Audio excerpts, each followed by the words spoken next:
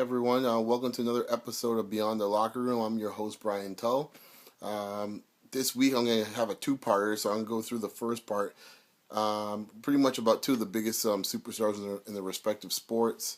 Kobe Bryant of the Los Angeles Lakers, everyone knows, and his injury that happened this past week, and what does that mean for Kobe's future with the Lakers, and also, what does that mean just even in the present with the Laker team? Can they make the playoffs? And what does that mean with with all the other pieces that are involved with it? Gasol, Dwight, D'Antoni, and so on. So that's one part of it. The second part I want to move into after that is I should say I'm going to start off with this part is going to be about the Masters, and pretty much respect to Adam Scott, who won a great final and a great playoff with Angel Cabrera, but really, let's face it, it's about Tiger. It always is about Tiger. It always will be about Tiger. So for all you folks out there hating on Tiger, he brings the eyeballs in, and people come to see Tiger. So that's what we're going to discuss. So just before just want to start with that. So let's get into it. So this controversy situation that happened with Tiger on Friday evening on the 15th hole. For those of you who have not heard by now, which I'll be shocked, but everyone seems to have heard about this at this point, is that Tiger Woods took a shot from the fairway. It was an approach shot onto 15. He hits it flush onto the pole. Maybe about 2 feet up the pole. I've never seen actually a golf shot like that before. It dings off the pole, the flagpole, and rolls right into Rays Creek, I believe, right into the water. So it's a hazard in this case, and Tiger now has to go in and take a drop. He's tried. There's a few ways he could dealt with that shot, but he decided to take a drop from this about the same position. So Tiger takes the drop, and he takes another shot, and he gets on the green. Ends up with a par. I think it was a par 5. Anyways, he moves on, finishes his round. It was a key point in the tournament actually, because at that point Tiger was actually at the top of the leaderboard, tied, and had to share the lead. So it definitely had consequences, not just the shot, but what happened afterwards. So Tiger signs his scorecard. Before he signs it, at the time, the officials for the Masters were reviewing to see if he had done everything that was legal. They find out that, at least they believe that he deemed him to be fine with it. Tiger makes sure to ask if it's all right. And they do so, and they say, yeah, go ahead, sign your scorecard. And off goes Tiger to go and get something to eat and rest up for the next day. So the evening goes by. You find out later on that a viewer, and I'll say quote unquote viewer, because I got my suspicions about this. These guys that supposedly call in to the PGA or to the Masters tournament about rules violations they happen to see on TV. I gotta ask myself exactly, are these like Joe Schmo sitting on his couch there, drinking a beer, or is this like some type of someone that has a little more clout than that will have good reason to make these type of calls. So that's a whole nother conspiracy altogether. But I'm not the only one that thinks like that. I've heard it all day today and yesterday. People starting to really question who are these individuals making these calls like this. Anyways, someone calls in, a fan, quote unquote fan, says Tiger dropped the ball behind the spot where he had it, and it was an infraction. So word is that the rules committee goes back and they review it again, and they see nothing on there that seems to draw the merit. They feel comfortable with their decision. They move on.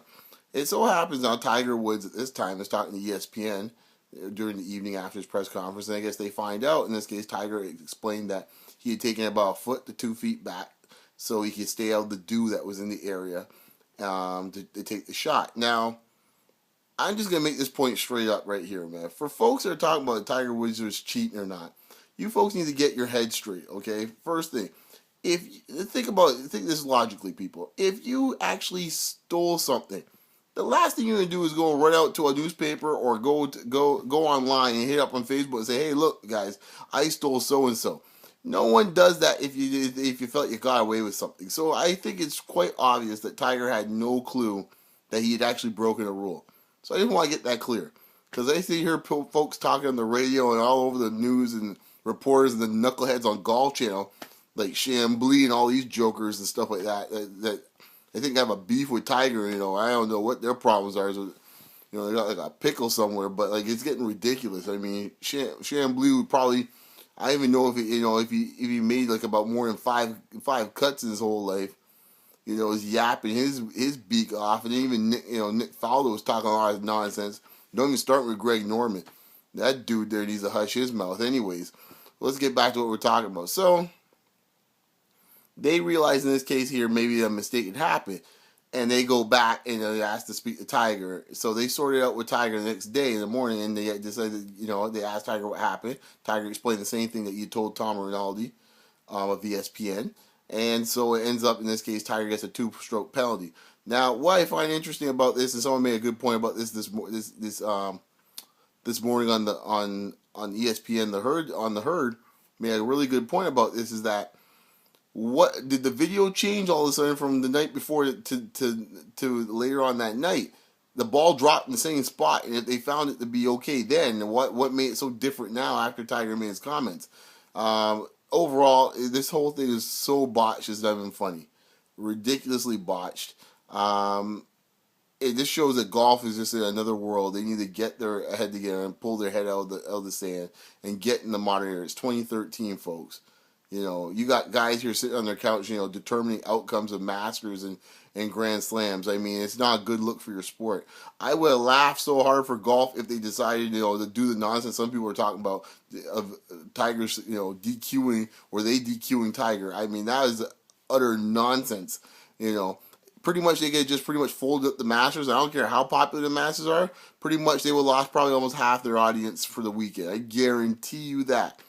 Anyways, this whole thing is just shining such a light on how badly golf is right now being managed right now, and how dependent they are on Tiger. With all due respect to Adam Scott, great win for him. Even though I like Adam Scott, but I can't stand Steve Williams. I was really pulling for Cabrera, but so be it. I just think right now that it's really Tiger and probably a little Rory, and I guess once in a while Phil. I don't know why they keep mentioning Phil, but I guess some people like him, but I think pretty much it's Tiger's world right now. And until people realize that that's where the buck stops, get over it, man. It's like, all these people want to talk about Tiger is this and Tiger that. They weren't saying that when Tiger's winning championships left, right, and center, and they're making good money off of Tiger's name, and purses were getting bigger, and the guys were there living the good life. As soon as Tiger was struggling a couple of years ago, no one's watching golf. So now Tiger's winning again. Now people are starting to watch golf again. That's just the way it is. And I think moving on, I want to talk a little bit more about Tiger and Tiger's future when it comes to the Grand Slams. Will he beat Jack Nicklaus's record or not? So let me get into that. So let me get into Tiger's future, and can he catch Jack's 18 Grand Slams? Right now, Tiger's at 14 for folks that don't know. I think he can catch Tiger. I think he actually will break Jack's record. I think he will break it. Probably get up to 20. I think when it's all said and done. But here's the catch, or at least here's the twist on my thoughts and my theory. I think Tiger probably will never win a Masters again, and here's my rationale why I say so. I think the type of game Tiger Woods has now, if you compare him to back when he first came out, he's gone with the Jack Nicklaus mindset of let me manage the course. I won't make too many mistakes and hope that my competitors, let me put myself in a position that I can win. And also the other part of the equation is my competitors, in this case, I'll wait and pounce on their mistakes. And if you watch Tiger in the last half of his career versus the first half of his career, he was pretty much going for broke. I mean, you watch young Tiger, he's taking shots, he's pulling out shots at clubs, people never seen before, going for the pin and attacking the holes, trying to make something happen. I think in the last, 7, 8 years, maybe, I think Tiger is, maybe 9 years, I would even go that far. Tiger's gone through a metamorphosis where now, he's so much into the science of the game instead of like the feel and the motion and the soul of the game. And I remember Bubba Watson make a comment about this a couple of years ago, who's pretty, fairly close with Tiger, as any golfer is with Tiger. He said pretty much Tiger thinks too much, and I think there is some credence to that theory. Tiger does think too much sometimes. Instead of him just going to the pin, Tiger's trying to shape balls around the greens and making sure they hit a certain spot so they could go and swale, hit a swale and come into the hole and all sorts of stuff. For a second, I thought you were gonna do trigonometry for some of these shots. Listen, I saw yesterday guys just going for the pin. Swale or flat front or lake or whatever the case may be. I don't care, monsoon, wherever it may be damned. They were going for the pin. And I think Tiger needs to kind of get that mindset. If he wants to ever win a Masters again, that mindset needs to be in play for the moment he drops in Georgia that week. I think what his game is suited for now, and I would not be surprised, and this is the reason why I still think he will break the record, his game is perfectly suited, plus his mentality at this point, for to win more U.S. Opens and British Opens, where you have other conditions that are really making it tough, and pretty much not making a mistake, not making a mistake is actually a good thing. Pars are good things. If you watch Tiger's card and Tiger's scores throughout the whole week, I think he was like something like 70, 70, 70, I think 70, I think 70, 70, 71, 70 or something like that. So I think, let me see, that would get you up to, I think that's, I think that was it, or maybe 70, 72, 71, 70, something of that nature.